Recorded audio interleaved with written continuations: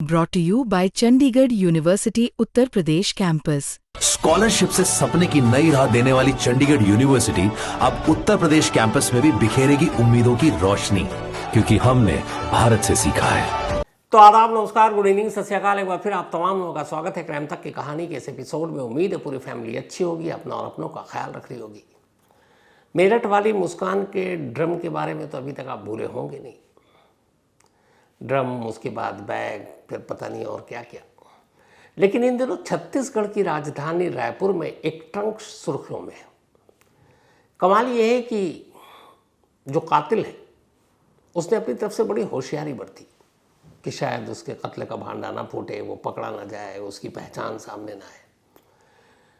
लेकिन कमाल देखिए कि जब जब उसने ऐसा करने की सोची तब तब उसके साथ कॉमेडी हो गया, क्योंकि वो हर जगह कैमरे में सबूत छोड़ता गया। अब जिस ट्रंक की मैं बात कर रहा हूँ, ये ट्रंक भी हर कैमरे में कैद होता गया। तो शुरुआत सीसीटीवी कैमरे से करते हैं और उसी के साथ साथ कहानी को आगे बढ़ाते हैं। सबसे पहले ये देखिए कि एक मार्केट है। इस मार्केट में इस वक्त एक टेम्पो में एक ट्रंक रखा हुआ है, साफ दिखाई दे रहा है। अब ये ट्रंक एक टेम्पो से जा रहा है और उसके बराबर में आप देखें तो साथ साथ एक स्कूटी है। उस स्कूटी पर दो लोग बैठे, आगे वाले ने हेलमेट पहन रखा है, पीछे वाली एक महिला है, उसने अपना चेहरा दुपट्टे से ढक रखा है। ये पहली तस्वीर हो गई। अब इसके बाद आगे चलिए। ये एक अपार्टमेंट की लिफ्ट है रायपुर की। लिफ्ट का दरवाज़ा खुलता है, कुछ लोग बाहर आते हैं, एक वही ट्रंक है, ट्रंक को घसीट रहे हैं, घसीट कर ले जा रहे हैं। तो ये दूसरी जगह कैद हो गया। अब उसके बाद तीसरी तस्वीर पे आते हैं। जिस अपार्टमेंट पे ये लिफ्ट है उसी अपार्टमेंट का ये मेन गेट। अब इस मेन गेट से एक ऑल्टो कार बाहर निकल रही है। अब चूंकि ट्रंक का साइज़ काफ़ी बड़ा है तो कार की डिक्की में वो ट्रंक आया नहीं, तो इसलिए कार मालिक ने ये किया कि डिग्गी को उठा दिया, खुला छोड़ दिया और ट्रंक को रख दिया, क्योंकि दरवाज़ा डिग्गी बंद होता नहीं, डिग्गी उनका। तो अब ये डिग्गी खुला हुआ है, ट्रंक साफ दिख रहा है और कार अपार्टमेंट से बाहर जा रहा है। लेकिन यहाँ एक और चीज़ ध्यान से देखिएगा, इस कार के साथ साथ दाहिनी तरफ वही स्कूटी भी है, जो स्कूटी आपने बाजार में देखी थी।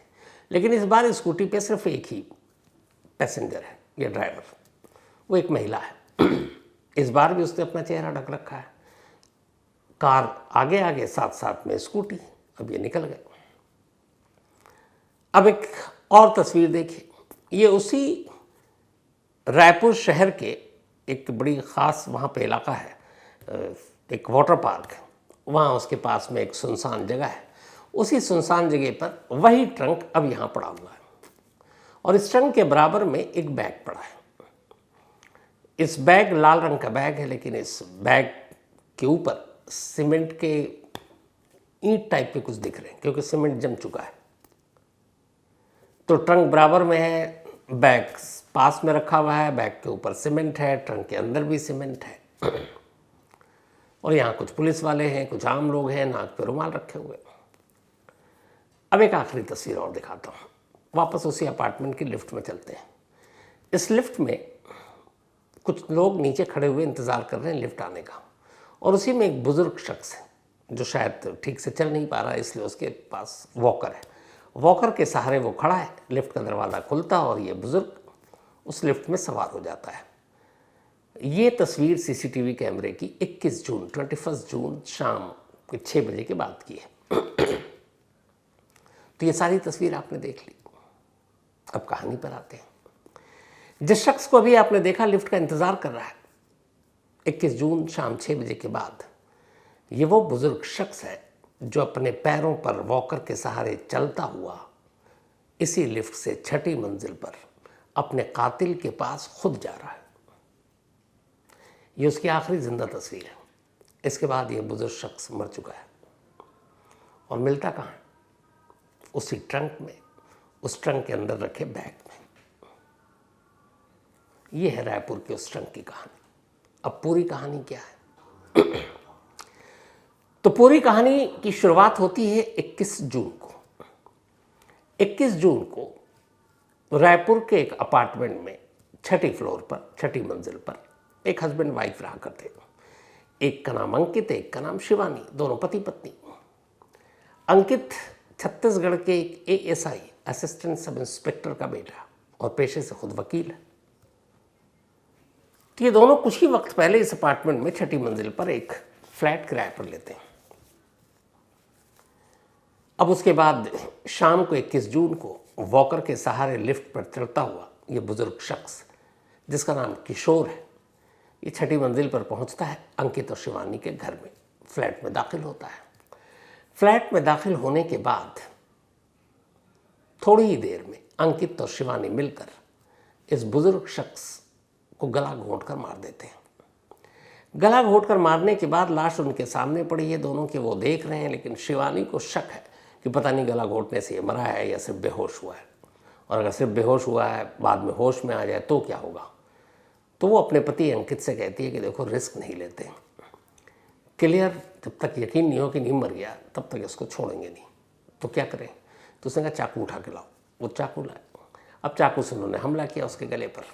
उसके बाद उन्हें यकीन हो गया कि अब ये मर गया। अब प्लानिंग पहले से थी, इन दोनों ने भी बैग में और सारी चीज़ों में आजकल लाशों को ठिकाने लगाने की जो कहानियाँ आती हैं सब सुन रखी थी पति पत्नी, होशियार पढ़े लिखे, और वो तो वकील साहब। तो उन्होंने पहले से एक लाल रंग का बैग घर में मंगा कर रखा हुआ था कि उसी बैग में ये ठूसेंगे और फिर लाश को ठिकाने लगा देंगे। इतना ही नहीं, इन्होंने पहले से ही एक Alto car second hand 60,000 rupees में ख़रीदी थी, ताकि उस बैग में लाश रख कर कहाँ ले जाएंगे, तो कैसे ले जाएंगे, तो गाड़ी में ले जाएंगे। तो इन्होंने सेकेंड हैंड गाड़ी भी खरीद ली। अब 21 तारीख की रात को किशोर का कत्ल हो गया, पति पत्नी ने कर दिया, लेकिन सीन में थोड़ा सा चेंज ये हुआ कि उन्हें गला घोंट कर मारना था, ऐन वक्त पर चाकू मारना पड़ा, क्योंकि उन्हें यकीन करना था कि वो मर चुका है। अब चाकू मारने के बाद बेतहाशा खून गिरा। अब इन दोनों ने मिलकर पति पत्नी ने खैर उस लाश को उठाया और बैग में पैक कर दिया, लाल रंग के। अब लाल रंग के बैग में पैक तो कर दिया, और फिर ये था कि रात थोड़ा सा ढले तो इस बैग को उठाएंगे और ले जाकर कहीं सुनसान जगह पर फेंक देंगे। लेकिन थोड़ी देर बाद दोनों ने देखा कि बैग के बाहर से भी खून रिस रहा है। अब जिस तरीके से उन्होंने गले पे चाकू चलाया, खून बेतहाशा बह रहा है। अब बैग में लाश तो उन्होंने ठूंस दिया, लेकिन खून बाहर आ रहा है। अब दोनों घबरा गए कि खून से सने हुए इस बैग को अगर हम बाहर लेकर जाते हैं तो घर से लेकर लिफ्ट तक, लिफ्ट से लेकर नीचे और फिर पार्किंग तक खून के निशान कहीं दिख ना जाए तो लोग पकड़ लेंगे। अब दोनों पति पत्नी एक दूसरे को देखते हैं और फिर कहते हैं अब क्या करें। तो ये हुआ कि नहीं, इस बैग में तो अब लाश को ले नहीं जा सकते। अगर गला ना काटते और सिर्फ गला घोंट कर मार देते तो शायद ये दिक्कत नहीं आती, लेकिन अब तो खून है और खून बेतहाशा बह रहा है। बैग से बहते हुए खून से राज खुल जाएगा। तो अब दोनों तय करते हैं कि नहीं, इस बैग को लेकर जाना रिस्की है, तो क्या करें। तो उन्होंने कहा काम करते हैं, इस बैग में लाश को यूँ ही रहने देते हैं। उसको उठाकर उन्होंने बाथरूम में रख दिया।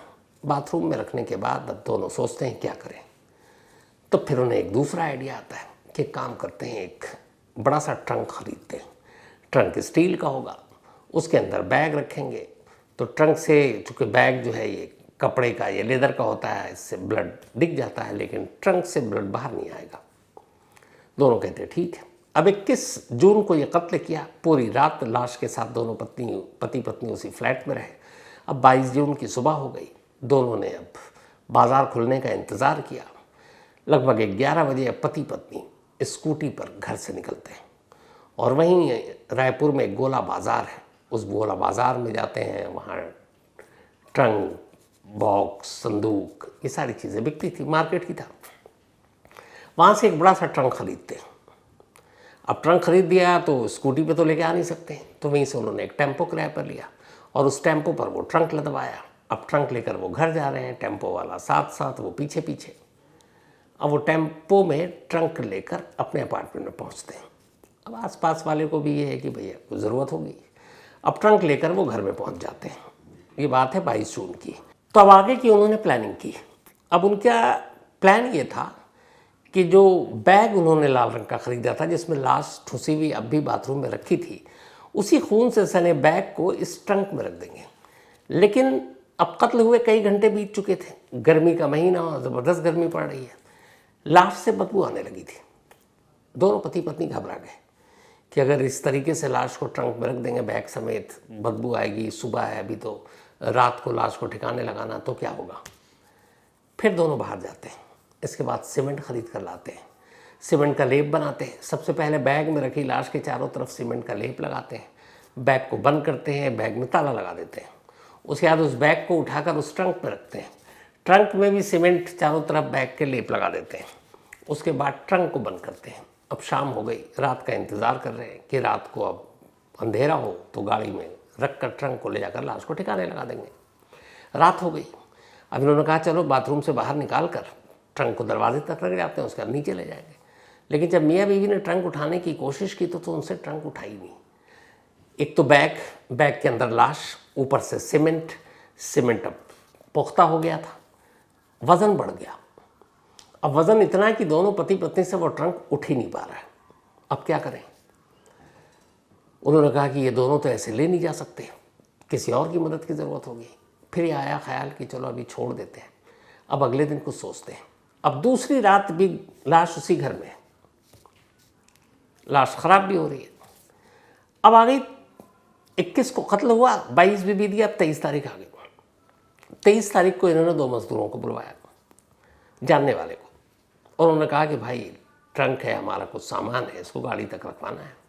उसके बाद अब उस ट्रंक को लेकर वो लिफ्ट से उतर रहे हैं, जो तस्वीर आपने देखी लिफ्ट से। उसके बाद ट्रंक को घसीटते हुए गाड़ी तक ले जाते हैं। अब गाड़ी में दिक्कत ये कि ट्रंक आ ही नहीं रहा, बड़ा है, तो डिग्गी खोलना पड़ा। अब उनकी हालत भी ख़राब है कि ऐसे खुलेआम ट्रंक लेकर जा रहे हैं, कहीं को रोक ले, तलाशी ले। लेकिन जब आपको जुर्म करते हैं तो दिल में चोर होता है, लेकिन और कोई रास्ता नहीं था। इधर जब वो लिफ्ट से ट्रंक में बॉडी लेकर नीचे उतर रहे थे, तब एक शख्स भी लिफ्ट से उतर रहा था। उसे अचानक लिफ्ट में कुछ बदबू का एहसास हुआ। जब लिफ्ट रुकी, बाहर आया, तो फिर उसने देखा कि लिफ्ट के बाहर फर्श पर कुछ गीला गीला सा चीज़। उसे लगा कि कहीं ये ब्लड है। अब आजकल कहीं भी ड्रम हो, बॉक्स हो, बक्सा हो, ये सारी चीज़ें कोई भारी उठा कर ले जा रहा हो तो अपने आप शक पैदा हो जाता है। अब उसे भी लगा कि कुछ तो गड़बड़। उसने फ़ौरन सिक्योरिटी गार्ड को अपार्टमेंट के बुलाया और कहा कि ये लिफ्ट में, अच्छा वो ट्रंक निकल चुका, लिफ्ट में भी बदबू है। उधर पड़ोसियों ने भी कहा कि कल से हमारे 6th फ्लोर पे बदबू आ रही है। तब सिक्योरिटी गार्ड भी थोड़ा अलर्ट, ऐसी बदबू का मतलब आजकल लोग समझने लगे। उसने फ़ौरन अपार्टमेंट के केयरटेकर को बुलाया, उसको बताया। केयरटेकर ने फ़ौरन पुलिस को फ़ोन कर दिया कि ऐसी सी बात है। अब इधर पुलिस को फ़ोन किया जा रहा है, उधर अंकित और उसकी वाइफ शिवानी गाड़ी में ट्रंक को रख चुके हैं। ड्राइव कर रहा है अंकित, स्कूटी से पीछे पीछे चल रही है शिवानी, उसकी पत्नी, और उस गेट से निकल जाते हैं। फिर वहाँ से निकलकर रायपुर के एक नामचीन वाटर पार्क है, वहाँ पे आगे थोड़ा सन्नाटा है क्योंकि वो शहर से दूर है, बाहरी इलाके में है। वहाँ एक जगह देखते हैं और गाड़ी रोकते हैं और उस ट्रंक को वहाँ फेंकते हैं, और सीधे इसके बाद दोनों मियाँ बीवी वहाँ से रायपुर एयरपोर्ट पहुँचते हैं। रायपुर एयरपोर्ट पहुँचने के बाद उन्होंने पहले से ही दिल्ली की 2 टिकट बुक करा रखी थी और टाइमिंग वही था। एयरपोर्ट जाने के बाद सीधे दिल्ली की फ़्लाइट में दोनों बैठते हैं और दिल्ली पहुंच जाते हैं। अब इधर ये कहानी। उधर सिक्योरिटी गार्ड और केयरटेकर ने पुलिस को फ़ोन कर दिया। अब पुलिस अपार्टमेंट पहुंची, उसने लिफ्ट में बदबू को फील किया, देखा फर्श के बाहर कुछ गीला गीला, उसे लगा कि ये पक्का कुछ ब्लड टाइप है। अब पूछा गया कि भाई कौन सा फ्लैट, किस फ्लैट में रहते हैं, कहाँ, तो बताया गया कि वो 6th फ्लोर पे है।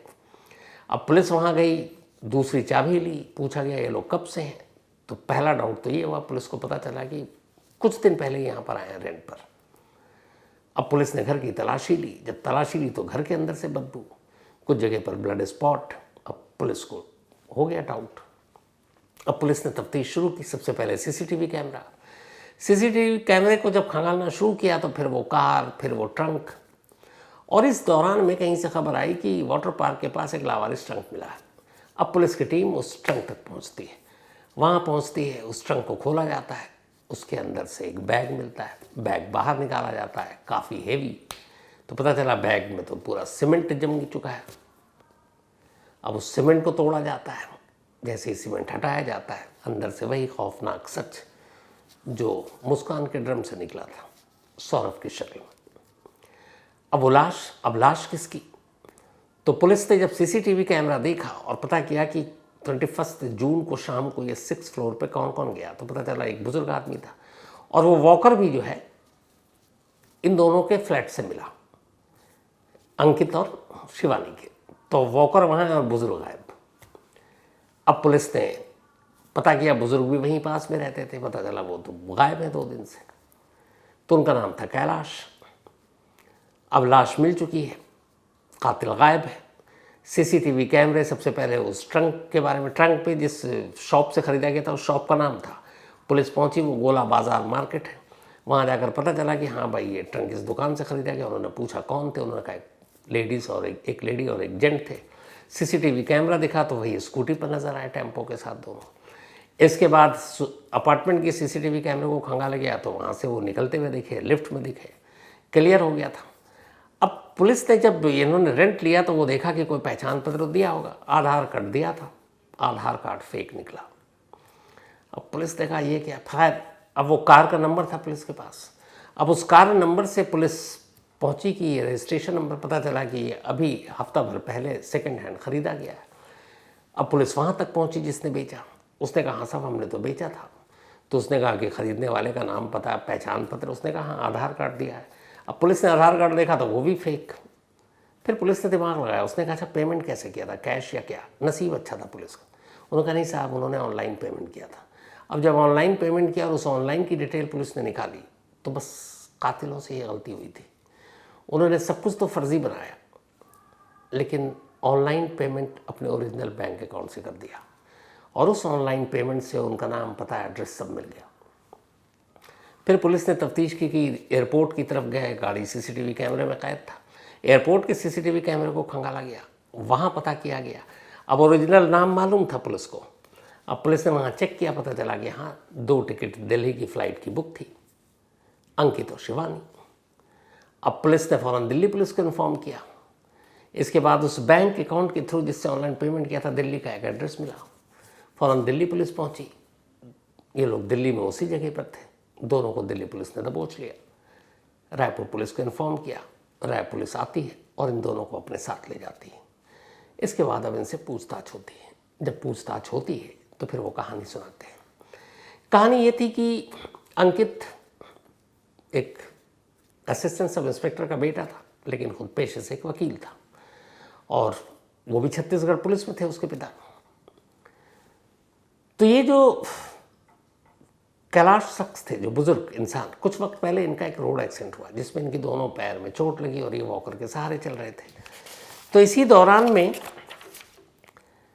ये एक चूँकि वकील भी था तो कानूनी पन्नों को या कोई दस्तावेज़ खरीद फरोख्त, इन सारी चीज़ों को ये इसमें मदद करता था। तो किशोर को अपने गांव की एक पुश्तैनी ज़मीन बेचनी थी। उसका ज़मीन को बेचने के लिए उन्हें कानूनी दस्तावेज़ और उसके लिए एक वकील की ज़रूरत थी। वकील के तौर पर अंकित उनके सामने आया। फिर डील हुई, सौदा हो गया। 50 लाख रुपए में वो ज़मीन बिक गई। जब बिक गई तो अब अंकित चूँकि एक वकील था, उसे पता था कि किशोर के पास इस वक्त 50 लाख रुपीज़ है, वो भी कैश। उसने उनसे 20 लाख रुपए उधार मांगे, उन्होंने दे दिए। अब वो कुछ दिन के बाद पैसे मांगने लगे, अंकित दे नहीं रहा है। अब वो बार बार मांगे। अब अंकित और शिवानी ने तब प्लान किया कि ये तो मांगता रहेगा, तो क्या किया जाए। तो उन्होंने कहा देखो इसके आगे पीछे तो कोई है नहीं, अकेला रहता है। अगर हम इसे मार डालें तो हमें ये उधार की रकम वापस करने की ज़रूरत ही नहीं पड़ेगी। और फिर पत्नी ने भी कहा इससे बेहतर क्या होगा। और इसी के बाद इन दोनों ने मारने का प्लान बनाया। और ये प्लान ऐसा था कि सबसे पहले इन्होंने एक रायपुर में आकर, जहाँ पर ये किशोर रहते थे उसके बराबर के अपार्टमेंट में किराए पर फ्लैट लिया। फिर एक बैग ख़रीदा क्योंकि लाश को बैग में ठिकाने लगाना है। फिर एक सेकेंड हैंड कार ख़रीदी और सब कुछ फेक आधार से ताकि इनकी शिनाख्त ना हो। और फिर दिल्ली में भी एक अलग जगह पे किराए का घर लिया। तो प्लान ये था कि ये मर्डर करने के बाद दोनों रायपुर से दिल्ली आएंगे और दिल्ली में उस किराए के घर पर कुछ वक्त तक छुप कर रहेंगे और फिर अपने किसी और शहर में निकल जाएंगे। लेकिन कदम कदम पर सीसीटीवी कैमरे ने इन दोनों को या फिर उस जो ट्रंक था कैद कर लिया और एक ऑनलाइन पेमेंट पुलिस को वहाँ तक पहुँचा देती है और इस तरीके से इनका राज खुल जाता है। ये कहानी फिर एक बार साबित करती है कि आप चाहे कितना भी सोच लें, एक गलती और आप कानून के शिकंजे में। तो ये थी आज की कहानी ख़त्म करूँ उससे पहले वही अपना सिलसिला। आज अमित करकेट्टा, इनका बर्थडे है, तो हैप्पी बर्थडे अमित। और ये भेजा पूनम जी ने है। साथ ही इशिका राणा, इनका भी जन्मदिन है, तो हैप्पी बर्थडे इशिका। भेजा आकाश राणा ने है। सरस्वती प्रजापति, इनका भी आज बर्थडे है, तो हैप्पी बर्थडे सरस्वती जी। और ये अनिल प्रजापति जी ने भेजा, उनकी वाइफ हैं सरस्वती जी। मोहम्मद नफीस, इनका भी आज बर्थडे है, हैप्पी बर्थडे नफीस। और ये भेजा है असलम परवेज़ ने, असलम परवेज़ के भाई हैं नफीस। हिना खान, इनका भी आज बर्थडे है, तो हैप्पी बर्थडे हिना। और ये भेजा है रूबी खान ने, उनकी सिस्टर हैं। अंजलि सिंह का भी आज जन्मदिन है, तो हैप्पी बर्थडे अंजलि। और ये भेजा मोनू सिंह ने। इसके अलावा डॉक्टर कृष्ण कुमार, इनका भी आज बर्थडे है, happy birthday doctor Krishna Kumar ji. और ये भेजा डॉक्टर नेहा ने, डॉक्टर नेहा कृष्ण कुमार जी की वाइफ है।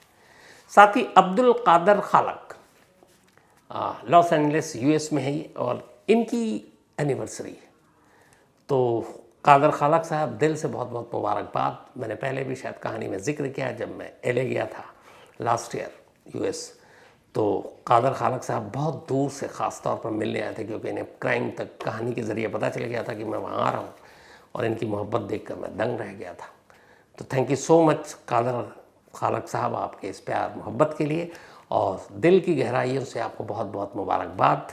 आप दोनों की जोड़ी ऐसे ही सलामत रहे, आप लोग खुश रहे, यही दुआ है।